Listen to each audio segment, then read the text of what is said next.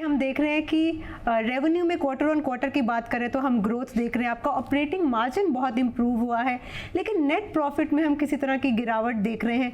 तो किन फैक्टर्स ने इन नंबर्स को ड्राइव किया है? अगर हम इस तिमाही देखें हमने पॉजिटिव ग्रोथ मोमेंटम देखा एंड वो रेवेन्यू में रिफ्लेक्ट करता है। रुपी रेवेन्यू 3.7% सीक्वेंशली अप रहे हैं और on a constant currency basis 80 basis points positive रहा। एंड इम्पॉर्टेंट बात यह है कि सारे वर्टिकल्स और क्षेत्र जोग्राफीज़ में हमने मोमेंटम कंटिन्यू होते हुए देखा, पॉजिटिव होते हुए देखा compared to previous quarter, and almost most of the verticals and geographies led to positive growth. Margin देखें तो 25.2% पे 70 बेसिस पॉइंट्स का इम्प्रूवमेंट है। Mostly operational efficiencies and support from currency से ये बढ़ावत आई है। नेट प्रॉफिट में अगर आप देखें वो भी 12,900 करोड़ है और वो परसेंटेज बेसिस पे on a year on year basis improvement है। एंड फॉरेक्स का जो एडजस्टमेंट के बाद there has been a slight reduction from a margin percentage basis. And हमने एक वन ऑफ कॉल आउट किया है, जो रिस्ट्रक्चरिंग कॉस्ट है सेवरेंस पे related has been excluded from the numbers which I have talked about. हमने जब last Sudeep results में बात की थी तो सब कुछ बहुत पॉजिटिव दिख रहा था। हायरिंग के बारे में बात हो रही थी, हाइक्स के बारे में बात हो रही थी, और उसके बाद ये sudden announcement may be 10-15 days later की TCS 2% अपनी वर्कफोर्स कम कर रहा है। उसके पीछे की वजह क्या? तो जैसे यू हैव सीन आवर जो अनाउंसमेंट हमने किए हैं कि that we want to be the world's largest AI-led tech services company. So it's a big strategy that we have had, and we have been investing on this for a while, and that's about wanted to be the future of us. So few things that we have been doing. Just to give you a specific things for this quarter. This quarter we have hired 18,500 people. So onboarded 18,500 people.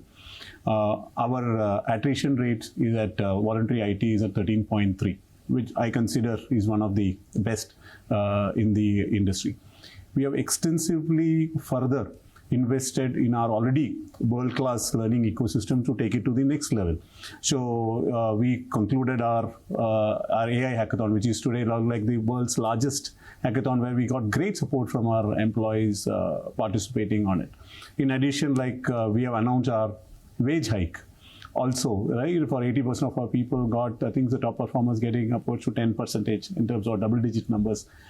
In terms of it, for the current quarter, we plan to pay a higher QBA than what we have done in the last few quarters. So, the 2% what you referred to is not linked to cost, not linked to AI. It is purely this big strategy that we have. So after all these investments and support that we give to our employees, if there are certain people who can really not scale at the mid and senior level, that's where we are actually releasing them. But that we are doing with a lot of care, respect, and trying to give the best of the benefits and support that is today an industry benchmark. So that's how we have done that with a lot of care. And normally, whatever we do as a BAU, there are people who are, because of performance issues or being long unallocated, that we release them, and we have been doing it in the past and we continue to do that as well. Sameer, हम बात करें यहाँ पर growth की, numbers बहुत अच्छे दिख रहे हैं हमें। TCV बहुत बेटर है 10 बिलियन का, उसके ऊपर अगर आप थोड़ी सी लाइट डालें। सो ये टाइम का TCV काफ़ी ब्रॉड बेस्ड रहा है। US में 4.3 बिलियन एंड BFSI और रिटेल में भी अच्छा वो हुआ है। एक मेगा डील अनाउंस की थी हमने, so that is part of it. And overall the mix of large and medium size deals भी काफ़ी अच्छी आई हुई है TCV में। अगर आप देखें तो लास्ट 2-3 तिमाही से TCV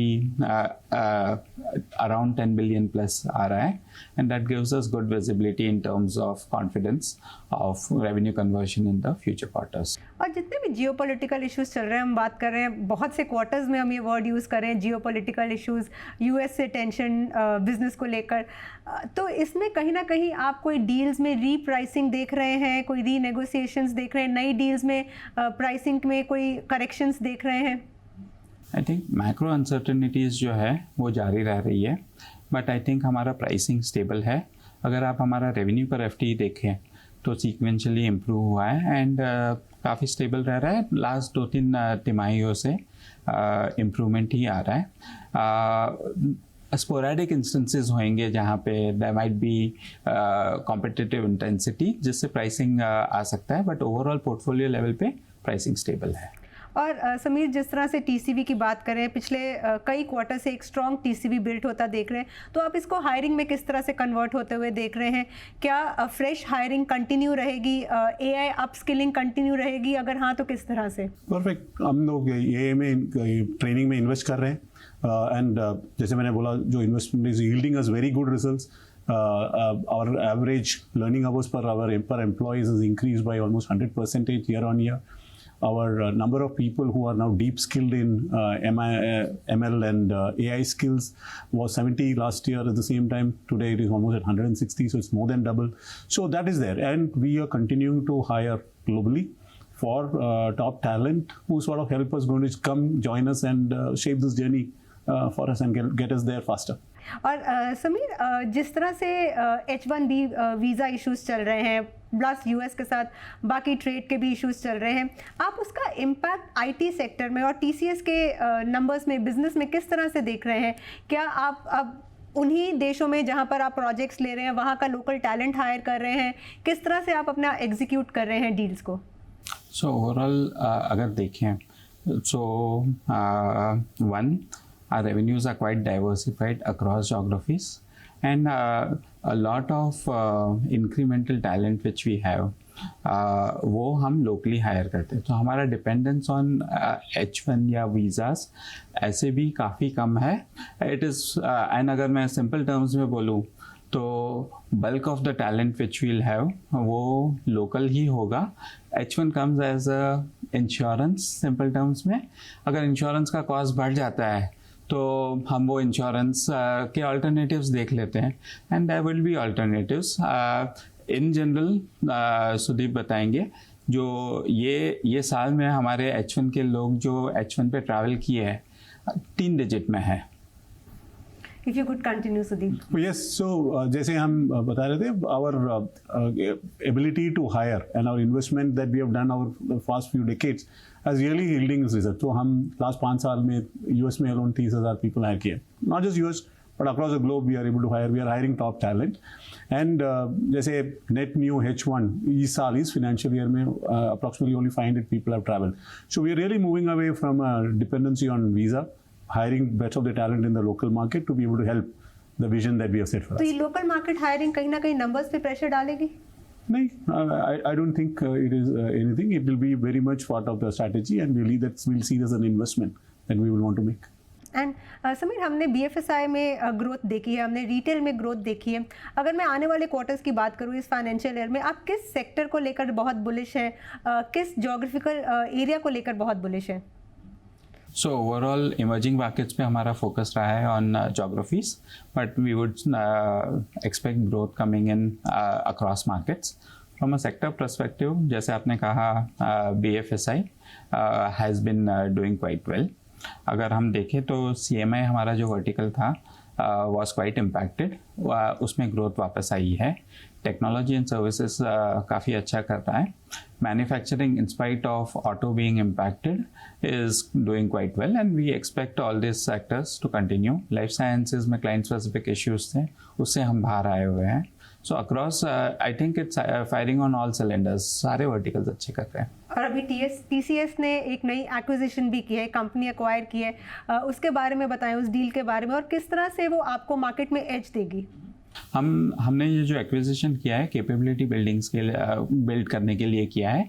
ये कंपनी जो है सेल्सफोर्स SFDC जो बोलते हैं उसमें स्पेशलाइज करती है, एंड उनके पास जो प्रीमियम कैपेबिलिटीज़ है in marketing cloud, data cloud, AI advisory services, and हमारा जो एग्जिस्टिंग एंटरप्राइज सोल्यूशन ग्रुप है उसमें सेल्सफोर्स कैपेबिलिटीज़ में ये हेल्प करेगी. इट्स अ स्मॉल टक इन एक्विजिशन बट वेरी निश स्किल्स. ओके. और साथ में मैं आपसे ये भी समझना चाहूँगी कि इस सारी एक्विजिशन से आपका क्या बिजनेस प्लान किसी तरह से बदलने वाला है, या और फर्दर ग्रोथ आप जिस तरह से किसी और ज्योग्राफिकल नए एरिया को में टैप करने का सोच सकते हैं इससे? अगर आप देखें तो हमारा जो विजन हमने कॉल आउट किया है ये प्रेस रिलीज में भी, TCS को दुनिया की सबसे बड़ी AI लेड सर्विसेज कंपनी बनाना है। एंड देयर आर 5 की फोकस एरियाज जिसके अंतर्गत हम ये ट्रांजिशन करना चाहते हैं। फर्स्ट वन इज TCS का internal transformation, second one is in terms of reimagining services जो TCS ऑफर करता है उसमें AI इन्फ्यूज़ करें। Third one is in terms of having future ready talent, जहाँ पे हम टैलेंट को रीस्किल करेंगे, हाई एंड टैलेंट लेके आएंगे। सुदीप ने उसके बारे में भी कुछ बताया थोड़ा। फिर the fourth one is in terms of helping our customers get the benefits of AI at scale. The fifth one is ecosystem play, जिसमें हमने एक्विजिशंस की बात की, हम capabilities and AI capabilities and infrastructure setup कर रहे हैं, adjacencies like data centre में इन्वेस्ट कर रहे हैं। और सुदीप, आप क्या मैसेज देना चाहेंगे उन सब लोगों को जो TCS ज्वाइन करने का सपना देखते हैं, इस सारे जितने भी इश्यूज चल रहे हैं जियोपॉलिटिकल, मैक्रो और हायरिंग फायरिंग को लेकर, उसके बीच में आप किस तरह से फ्रेशर्स को ट्रस्ट बनाने के लिए क्या मैसेज देना चाहेंगे? मैं ये बताना चाहता हूँ कि TCS has been one of the best employers and the pioneer in the Indian IT industry. We continue to be. We have been a very consistent employer, going to the campuses, taking care of our employees and do. So nothing has changed. We are the same. We will give the best of the career opportunities, learning, and do everything for them to have a great experience with us.